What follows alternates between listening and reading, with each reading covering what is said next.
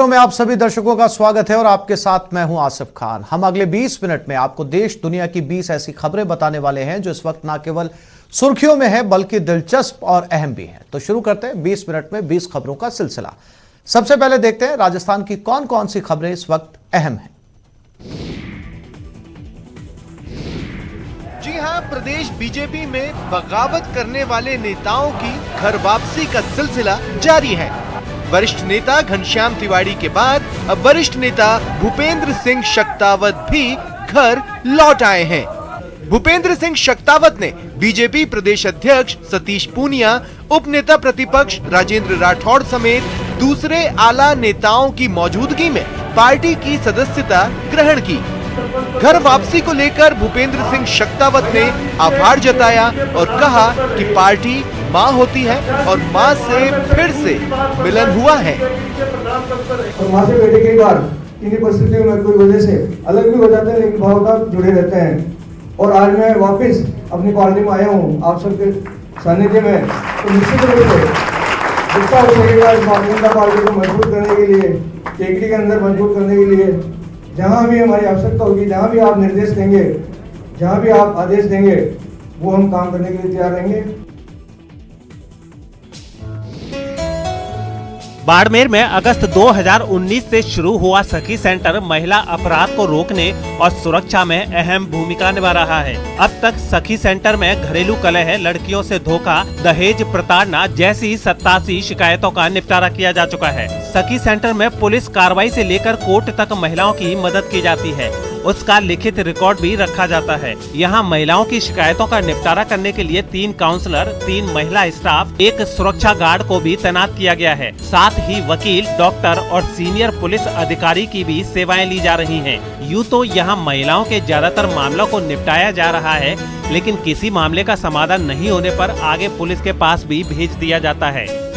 महिलाओं को एक पुनर्वास देने के लिए भारत सरकार की स्कीम है, जिसके अंदर हम कोई भी जो महिला या तो कोई बलात्कार से पीड़ित है या घर से निकाली गई है या कोई लड़की नासमझ में भाग गई है, इस प्रकार की पीड़ित महिलाओं के 5 दिन के लिए उनको हम खाने पीने की व्यवस्था, कानूनी सलाह, मेडिकल की सुविधा, अन्य जो सुविधाएं उनको चाहिए वो सारी सुविधाएं हम इस केंद्र पे करवाते हैं। धौलपुर शहर में मोबाइल फोन चोरी कर भाग रहे मोटरसाइकिल सवार 2 युवकों की लोगों ने जमकर धुनाई कर दी।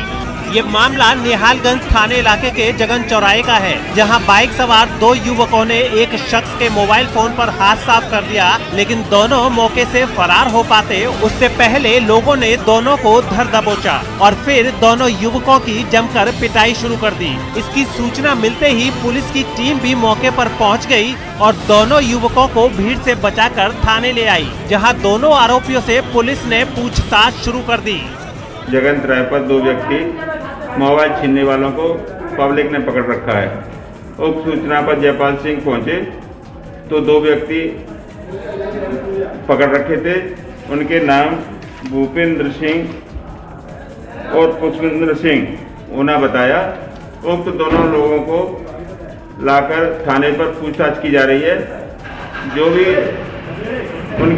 जो भी तफ्तीश में पाया जाएगा उनके खिलाफ कार्रवाई की जाएगी।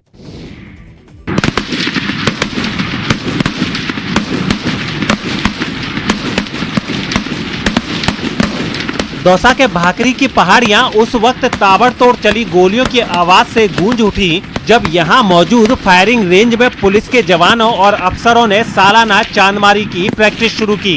इस दौरान पुलिस कर्मियों को टारगेट पर निशाना लगाने के लिए 10 कारतूस दिए गए, जिसमें कुछ पुलिसकर्मी ही टारगेट पर निशाना लगाने में कामयाब हुए और ज्यादातर पुलिसकर्मी टारगेट पर निशाना नहीं लगा पाए।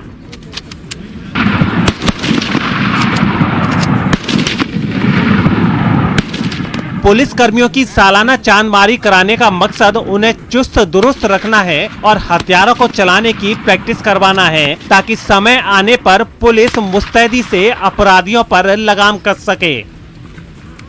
प्रतिवर्ष पुलिस के कर्मचारी, अधिकारी सभी की वार्षिक फायरिंग कराई जाती है, ताकि जवान या जो भी अधिकारी हैं वो फायरिंग से जुड़े रहें।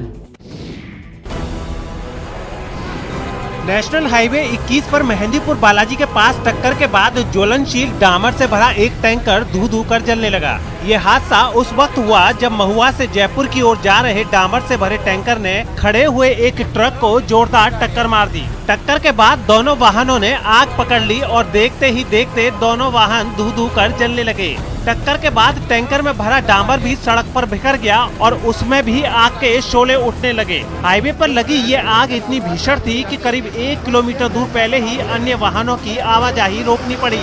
खबर लगते ही मौके पर मेहंदीपुर बालाजी, सिकंदरा, मानपुर और महुआ के आला पुलिस अधिकारी भी मौके पर पहुंच गए। भयानक आग को देखते हुए दौसा, बांदीकुई और महुआ से फायर ब्रिगेड की गाड़ियों को मौके पर बुलाया गया और आग पर काबू पाने की कोशिशें शुरू हो गयी। करीब 2 घंटे की मशक्कत के बाद आग पर काबू भी पा लिया गया। हाईवे पर लगी इस आग में ट्रक का ड्राइवर और हेल्पर हल्के रूप से झुलस गए, जिन्हें अस्पताल में भर्ती कराया गया है। आग पर पूरी तरह से काबू पाए जाने के बाद ही हाईवे से दोनों वाहनों को हटाया गया और यातायात को फिर से चालू करवाया गया।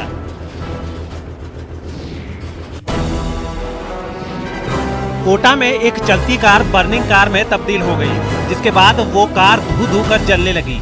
यहाँ स्टेशन क्षेत्र में माला फाटक पुलिया पर इस चलती कार में अचानक से आग लग गई, जिसके बाद वहाँ अफरा तफरी का माहौल हो गया। राहत की बात ये रही कि जैसे ही सफारी कार से धुआं निकलने लगा तो चालक कार को रोककर तुरंत उससे बाहर आ गया और अपनी जान बचाई, लेकिन चंद पलों में ही कार आग के गोले में तब्दील हो गई।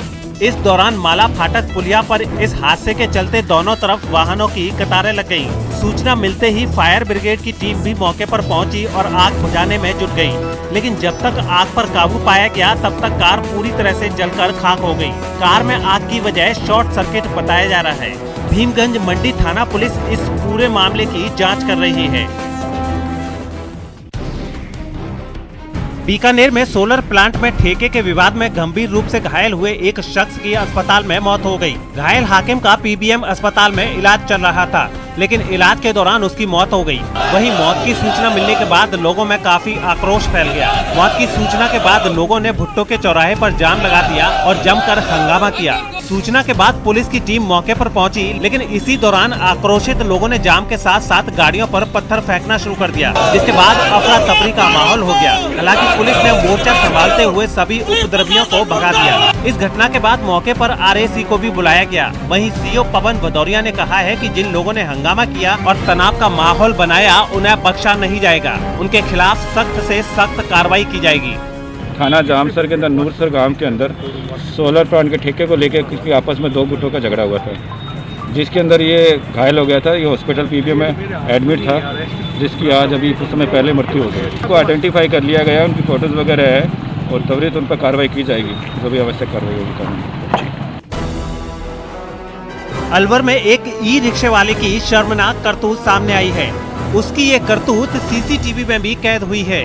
संदीप शर्मा नाम के एक शख्स ने ब्रेन स्ट्रोक होने पर अपनी मां को अस्पताल ले जाने के लिए भगत सिंह सर्किल से ई रिक्शा लिया था, लेकिन एनईबी स्थित सानिया अस्पताल पहुंचने पर जल्दबाजी में अपना मोबाइल रिक्शा में भूल गया और रिक्शा चालक को पेमेंट कर संदीप व्हील चेयर पर अपनी बीमार मां को अस्पताल के अंदर ले गया। ई रिक्शा चालक ने सीट पर रखे मोबाइल को उठा लिया और संदीप को लौटाने की बजाय उसे लेकर रफू चक्कर हो गया। पीड़ित संदीप ने बाहर आकर रिक्शा चालक को ढूंढा तो वो नहीं मिला। इसके बाद अस्पताल का सीसीटीवी फुटेज खंगाला गया तो रिक्शा चालक की करतूत का खुलासा हुआ। संदीप की शिकायत पर पुलिस आरोपी रिक्शा चालक की तलाश में जुट गई है।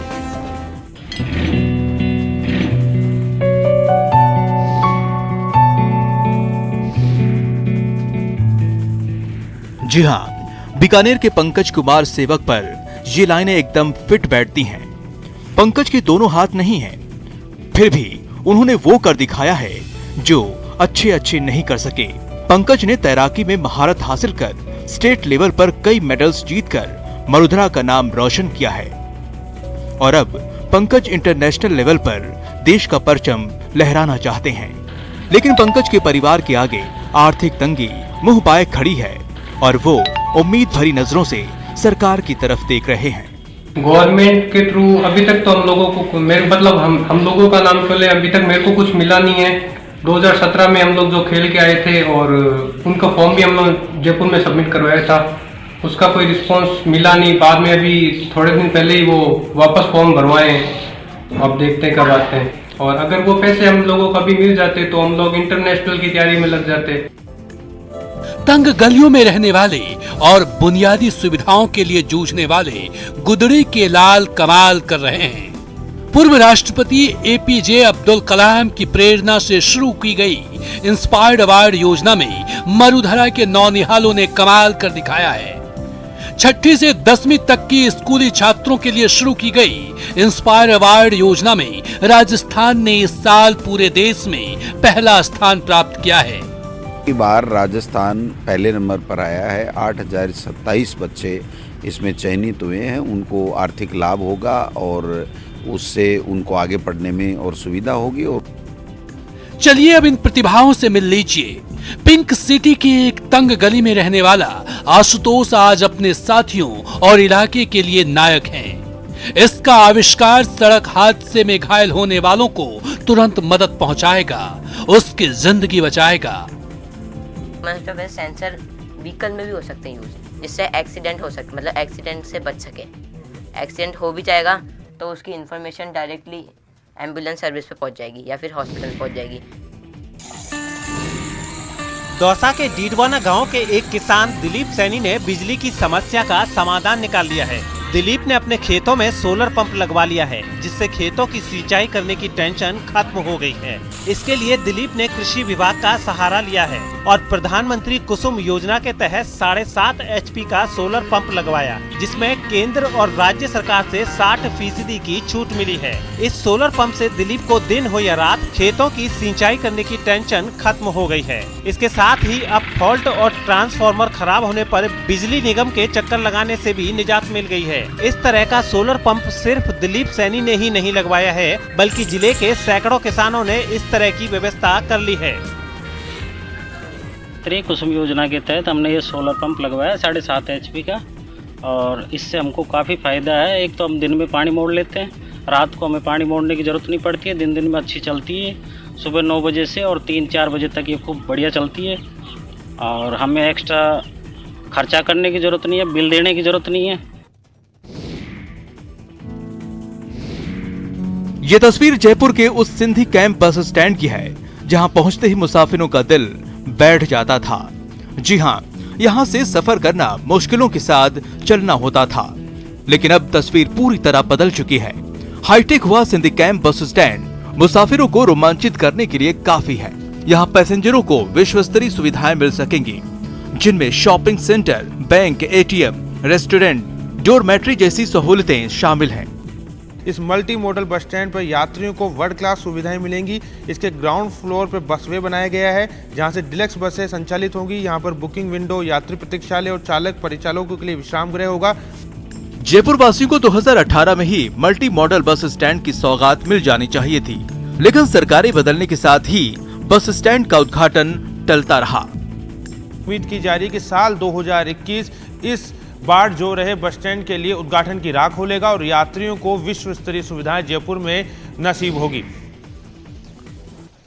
और 20 मिनट 20 खबरों में आप देख लेते हैं कुछ अन्य राज्यों की खबरें। जम्मू कश्मीर के श्रीनगर में कई घंटों तक चली मुठभेड़ के बाद सुरक्षा बल के जवानों ने 3 आतंकियों को मार गिराया। एक दिन पहले शुरू हुई मुठभेड़ सुबह करीब 11 बजे खत्म हुई, जब तीनों आतंकियों को ढेर करने के बाद सुरक्षा बल के जवान उनके शव लेकर उस मकान से बाहर निकले जहां वो छिपे हुए। नेशनल हाईवे के ठीक पास बने मकान में छिपे तीनों आतंकियों को कई बार सरेंडर की चेतावनी भी दी गई, लेकिन वो नहीं माने।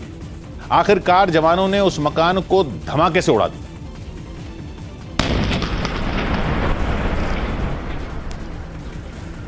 धमाके के बाद आतंकियों ने गोलियां बरसाकर फिर से वहां से भागने की कोशिश की, लेकिन इस बार भी उनकी कोशिश को जवानों ने नाकाम कर दिया।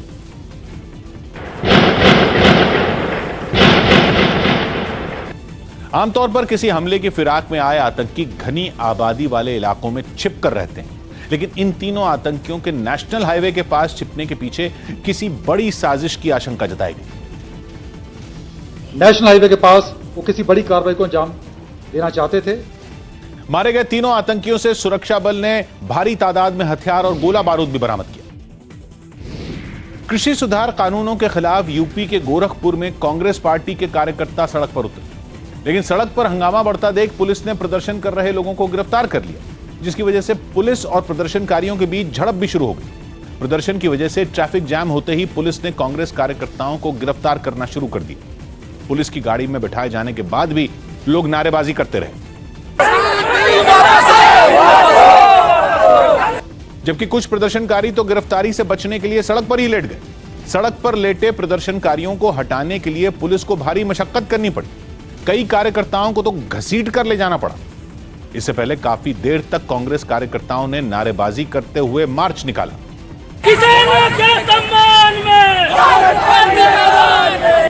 कृषि सुधार कानूनों के विरोध में हुए इस मार्च में बड़ी संख्या में महिलाएं भी शामिल हुई।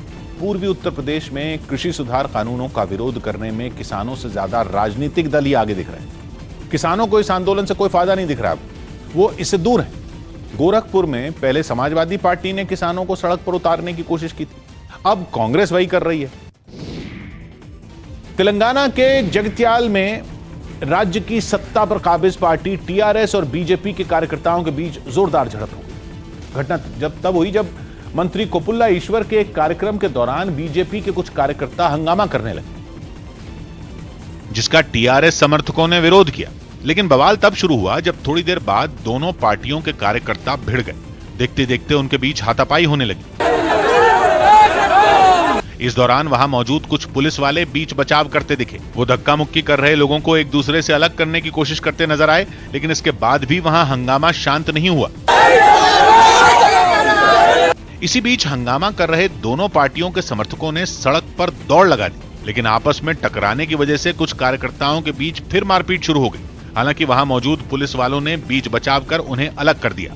इस झड़प से पहले बीजेपी के कुछ समर्थक एक मकान के बाहर हंगामा करते दिखाई दिए, जिन्हें कुछ पुलिस वाले शांत करने की कोशिश करते रहे।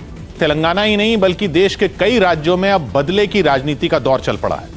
अलग अलग पार्टियों के कार्यकर्ता और समर्थक विरोधियों पर हमला करने, उनके कार्यक्रमों में हंगामा करने का कोई मौका नहीं चूकते। एमपी के रतलाम में जन्मदिन की एक पार्टी में हवाई फायरिंग का वीडियो सोशल मीडिया पर वायरल हो गया, जिसके बाद पुलिस ने 6 लोगों के खिलाफ केस दर्ज कर लिया, क्योंकि इन लोगों के हवा में फायरिंग करने का जो वीडियो सामने आया उसमें एक मकान की छत पर ये सभी लोग एक एक कर बंदूक से फायरिंग करते दिखाई दिए। इनमें एक महिला भी शामिल थी।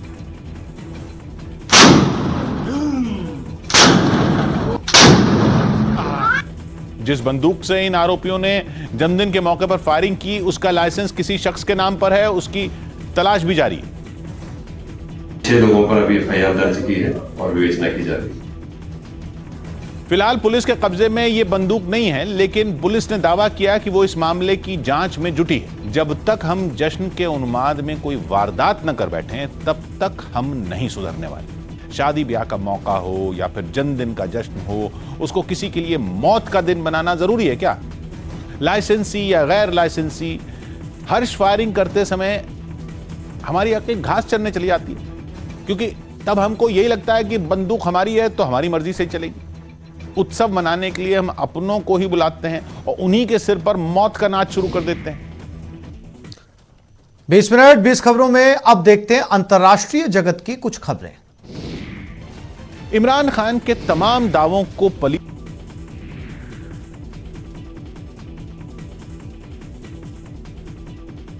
खैबर पख्तूनख्वा इलाके में हुआ, जहां सैकड़ों की भीड़ ने मंदिर पर धावा बोलकर उसे आग के हवाले कर दिया। घटना का जो वीडियो सामने आया उससे साफ है कि मंदिर पर हमले की साजिश पहले ही रची जा चुकी थी, क्योंकि कई लोग वहां कुदाल, फावड़े और लोहे के बड़े बड़े हथियार लेकर पहुंचे और उन्होंने मंदिर की दीवारों और छत को तोड़ना शुरू कर दिया। खबर है कि जिस जगह ये घटना हुई उससे कुछ दूरी पर पाकिस्तान की राजनीतिक पार्टी जमीयत उलमा इस्लाम की एक रैली हुई, जिसकी कमान कट्टरपंथी मौलाना फजलुर रहमान के हाथों में है। हालांकि फजलुर रहमान की पार्टी ने इस घटना में अपना हाथ होने से इनकार किया, लेकिन इमरान खान के शासन में हिंदुओं की आस्था पर हमले से भारत का गुस्सा एक बार फिर भड़क गया। परमात्मा के घर के ऊपर अगर कोई हमला करता है, मुझे लगता है कि वो अपने बाप दादा के ऊपर हमला करता है। इससे पहले भी पाकिस्तान में कई मंदिरों को निशाना बनाया जा चुका है और इमरान खान ये झूठा दावा करते हैं कि उनके यहाँ हिंदू सुरक्षित हैं।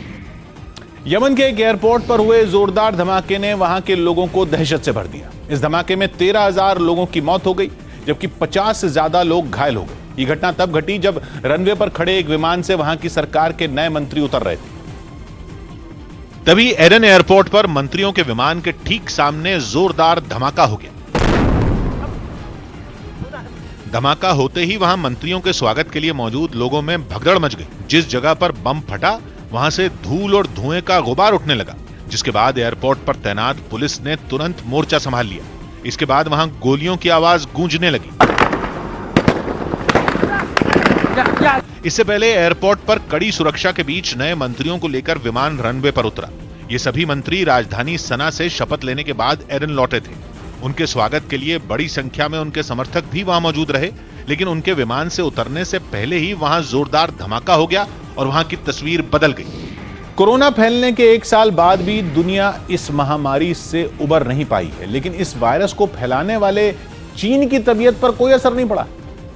कोरोना का नया वेरिएंट सामने आने के बाद कई देशों में नए साल के जश्न पर पाबंदी लगा दी गई, मगर चीन में तो 2021 के स्वागत की तैयारियां पूरे शबाब पर हैं। और कार्यक्रम भी कोई छोटे मोटे नहीं, बल्कि ऐसे भव्य कि देखने वाले की आंखें फटी की फटी रह जाएं। ऐसी चकाचौंध की लोग जानलेवा कोरोना को भुला ही बैठे।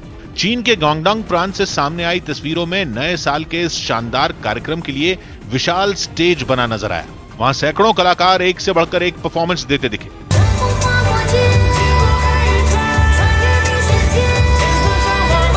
वहीं राजधानी बीजिंग में भी नए साल के कार्यक्रम के लिए बड़े पैमाने पर आयोजन किया गया। नामचीन एक्टर, डांसर और गायक गायिकाओं ने कार्यक्रम में चार चांद लगा दी। प्रोग्राम को और खास बनाने के लिए दमदार स्पेशल इफेक्ट्स का भी इस्तेमाल किया गया। जो था ही नहीं, स्टेज पर उसका भी माया जाल बुन दिया गया।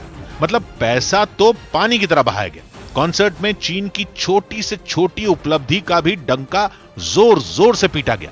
तस्वीरों में कार्यक्रम की शान शौकत और तड़क भड़क को देखकर यह कहना मुमकिन ही नहीं था कि दुनिया में कोरोना नाम का कोई वायरस भी है।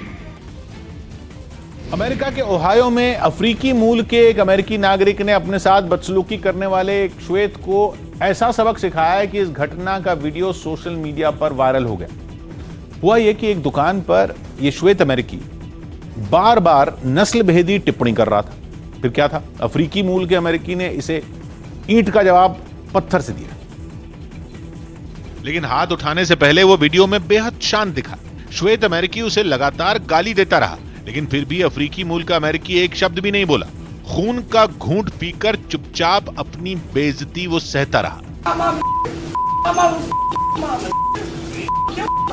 लेकिन वो भी कब तक ताने सुनता। जब पानी सिर से ऊपर चला गया तो उसके सब्र का बांध टूट गया। वो जवाब देने के लिए आगे बढ़ा, लेकिन पीछे हटने के बजाय श्वेत अमेरिकी फिर उसे उकसाने लगा।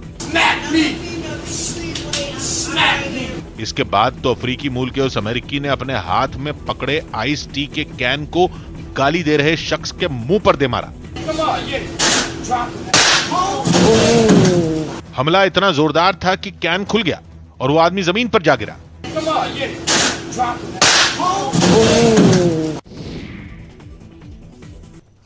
20 मिनट 20 खबरों में फिलहाल इतना ही। नमस्कार।